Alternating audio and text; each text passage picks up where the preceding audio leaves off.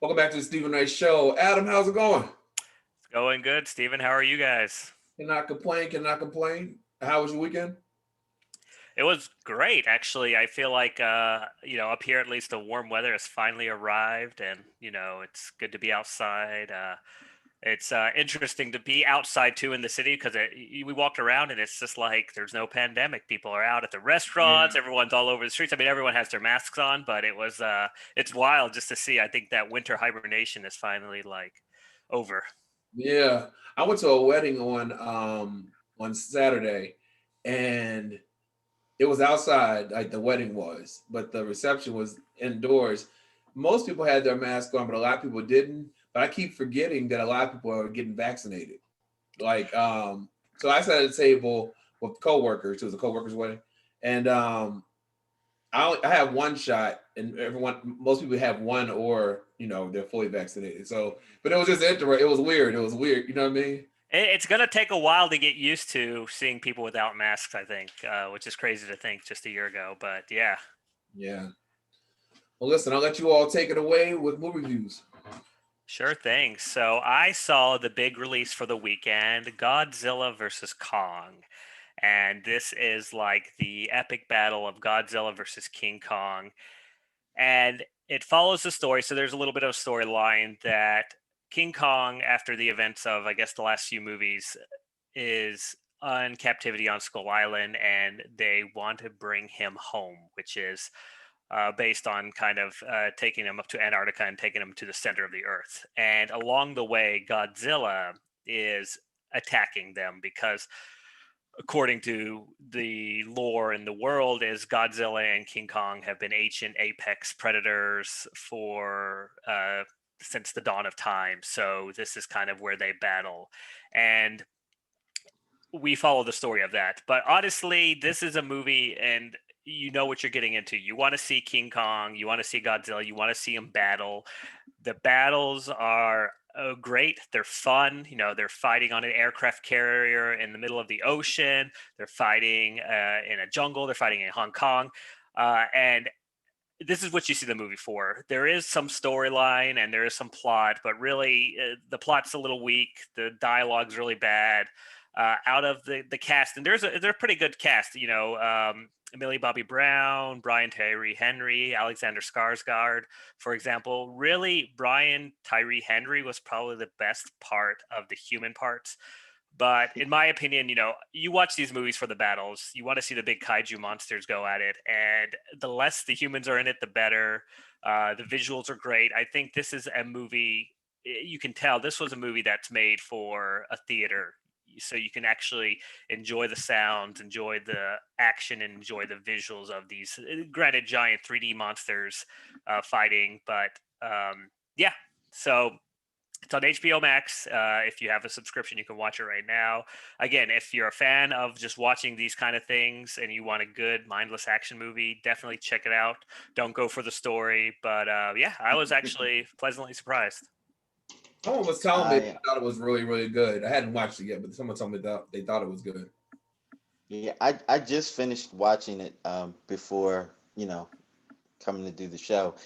And it's visually good. Hmm.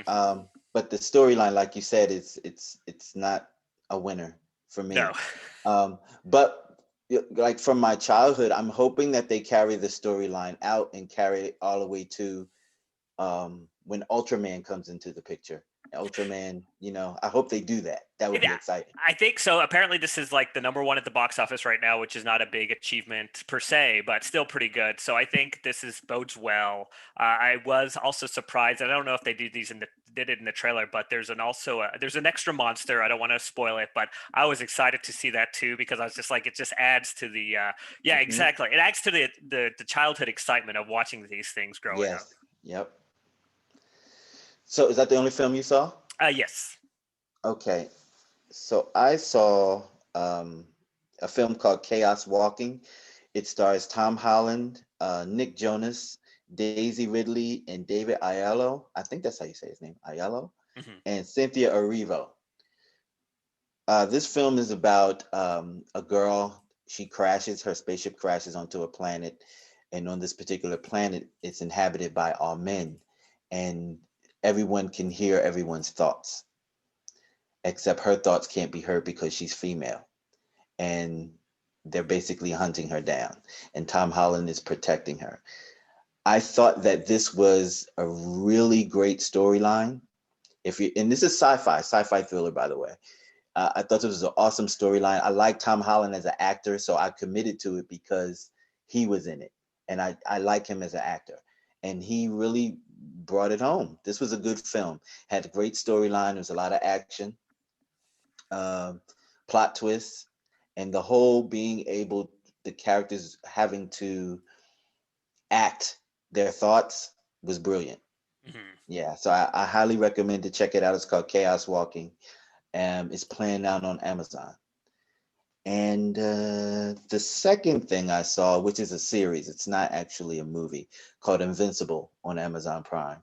And it's an animated series, and it's about a young man whose father is a Titan. He's a superhero, and he keeps wondering when is he going to get his powers, because he's supposed to get powers. And eventually they do kick in, and he becomes a new superhero called Invincible. And so he's a young superhero learning and finding his way. But there's some plot twists in this animated series, and it actually is not for kids. It's hardcore. They're cussing, there's blood, sexual overtones. This is the real deal. I think plenty of adults will get into this cartoon because it's really good. Nice.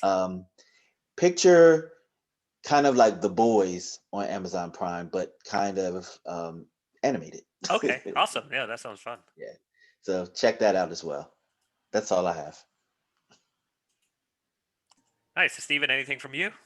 No, I don't think I've really watched anything. No, I had a busy weekend, so I didn't. But next week. Yeah. Well, I'll say one thing on my list that just came out, and I don't know if anyone's heard of this. This Concrete Cowboy with Idris Elba. It's a Netflix film that Oh yeah. about Yeah, the yeah, kid yeah. that goes to Philadelphia and learns about like kind of the urban cowboy scene. Which Mhm. I don't know anything about it, but sounds. I mean, I know it's gotten some good reviews, and it sounds very interesting.